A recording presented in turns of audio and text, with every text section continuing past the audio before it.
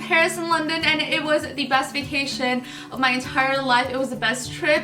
I was with my husband and we connected in a whole different way. We've been together, mind you, for 13 years, about to be 13 years, and it was just a whole different experience. It brought us so much closer. It was so beautiful, it was so romantic and dreamy, and everything that I expected plus more, which is saying a lot because going to Paris has been my lifelong dream since I was little, since I can remember, and I know a lot of people feel the same way too.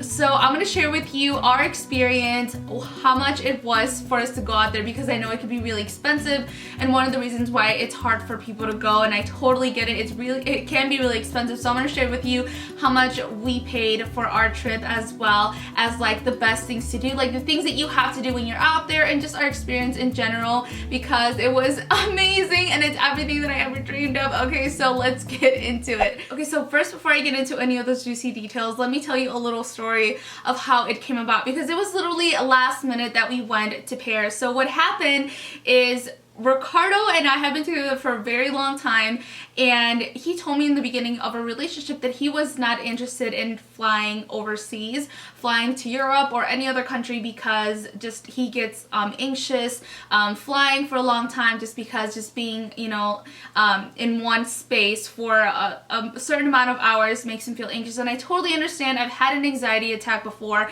and it is the worst thing ever. I would never wish that upon my worst enemies. It is a horrible feeling. And for me to know that he feels like that, and me taking him along with me on a trip like that would cause him to feel that way, I would never want to put that pressure on someone. And it really did hurt me, because I just had this feeling in my heart that I really just wanted to see the other side of the world. I wanted to experience somebody else's culture and hear their language and just live in it and just see, you know, like the history. There's so much history on the other side of the world. I feel like America, you know, we've been here for hundreds of years, but over there's thousands of years of history, and it's just so different.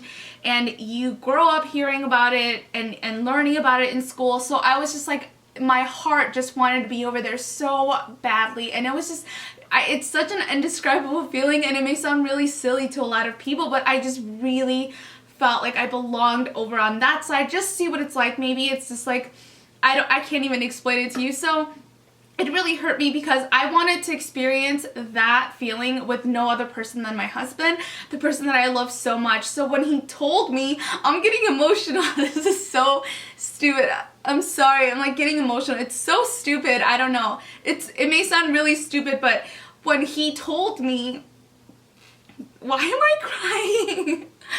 Okay, so when he told me that he had 2 weeks off for vacation, I got really excited. I'm like, oh, that's awesome. We're gonna get to go like on a fun vacation. I wonder where we're gonna go. And when he brought up that he wanted to go to Europe, it made me cry, and I don't know why. I'm getting so emotional. This is so dumb. I don't know why I'm getting so emotional, but when he told me that, this is how I got times 10, and I started crying, and I'm like, are you serious? Like, is this something that you're ready for? Are you prepared to do it? And it made me so happy. You know, I think the reason why I got so emotional is because Ricardo was willing to put aside all of his fears and challenges in order to see one of my dreams come true, and it was just such a selfless and loving act on his behalf, and I really appreciated that. So after he told me that, we only had 4 days to plan everything, which is crazy because I couldn't let this opportunity slip by, and so we planned in 4 days, and I don't know how. If I had maybe a month to plan it, I could have done a lot more research and it could have been a lot less expensive, but because we were so tight on time, I actually just went with a travel agency, which was referred to us by one of his friends. So through Monograms, they were able to provide our hotel for us every single night. We even extended some nights. We also got transportation. We got free breakfast every morning through their hotel. We also got a full day of excursions to the main sites, like the biggest landmarks, and then we also got transportation from one country to the other, which is the Euro train that goes underneath the English Channel, which is really cool. So all of that was included in our package. We also had someone there at the hotel with us that was able to give us advice and book things for us. You could also pay for additional excursions, but that came outside of like what the package was. But all in all, for each one of us, if I rounded it up, it was around $2,000 for each one of us. And that's not because it was last minute, it was just because I wanted everything included in there. And so I thought it was a pretty fair price because we did do a lot of things. We did a lot of great things, and we also had someone there on hand, like being our guide, and when we had tours, it was really personal. So I really enjoyed that and I like that. I highly recommend them if you guys are thinking about them, but that did not include flight. Flights can fluctuate dramatically, so my number one advice for you guys would be to look at prices now. Think of where you're going, like just put in like from Chicago, you know, to Paris, or from Chicago to London, or wherever you're at, like estimate how much it is, and then over time just look at the prices, see how much they are over time, and then if you're planning to go maybe 2 months or a month from now, you know like what days to look up, and you have an idea of how much your flight ticket would be. For us, it was $735 each. Now that sounds like a lot, but that's because we booked last minute. Alright, so now let's get into Paris, which was my favorite thing in the whole wide world. I swear I could live there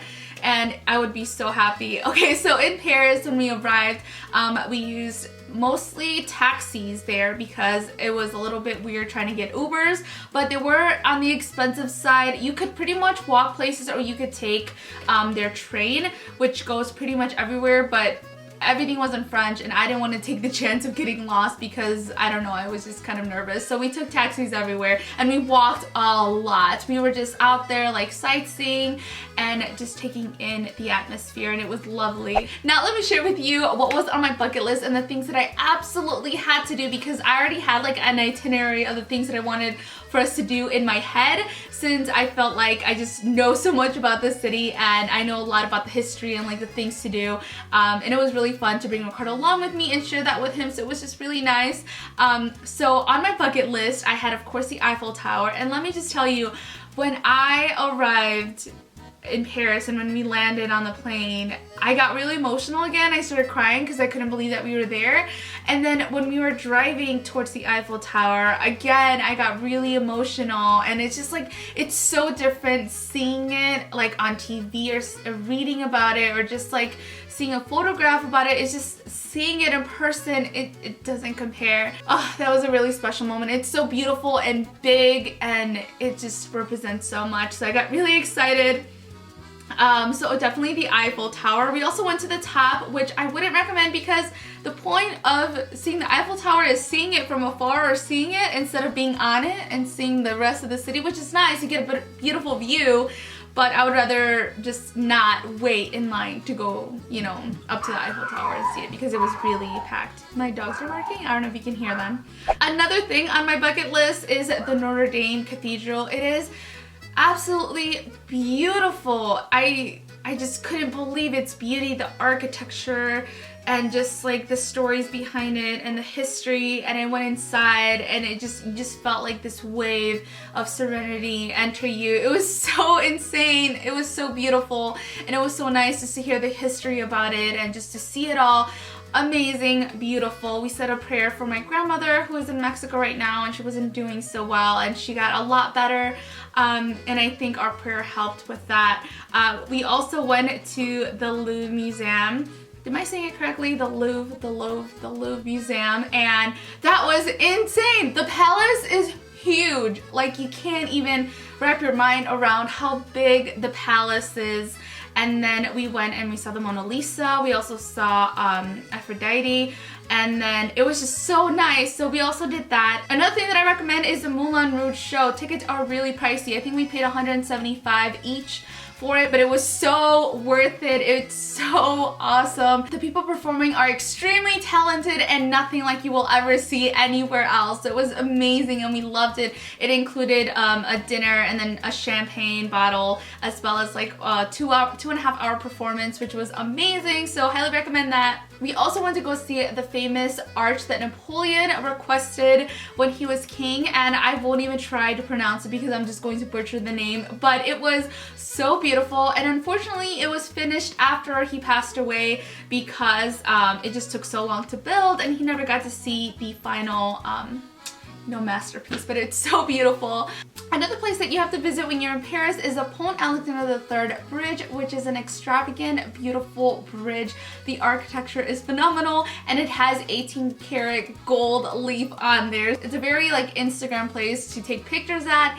It's so beautiful. We took a lot, especially just like the bridge itself. We drove around all the palaces, and then another thing that I had to do before we left is to visit the original Chanel boutique, which is on 31 Camden Street or something like that, and it is the original place of Coco Chanel, and her apartment is just upstairs and it is so pretty in there. Oh my gosh. So of course I had to bring back a souvenir because I love Chanel. She just made such a huge impact in the fashion industry and I wanted to bring back a little piece with me. So you guys are wondering what was in that little white bag that I got, and it was some pearled Chanel logo earrings. So stunning. I also wanted to go to the headquarters of Louis Vuitton, and I really wanted my main souvenir to come from there because you guys know I love Louis Vuitton and it is the headquarters. It is not the original place, but it is 5 stories tall. It is so big and so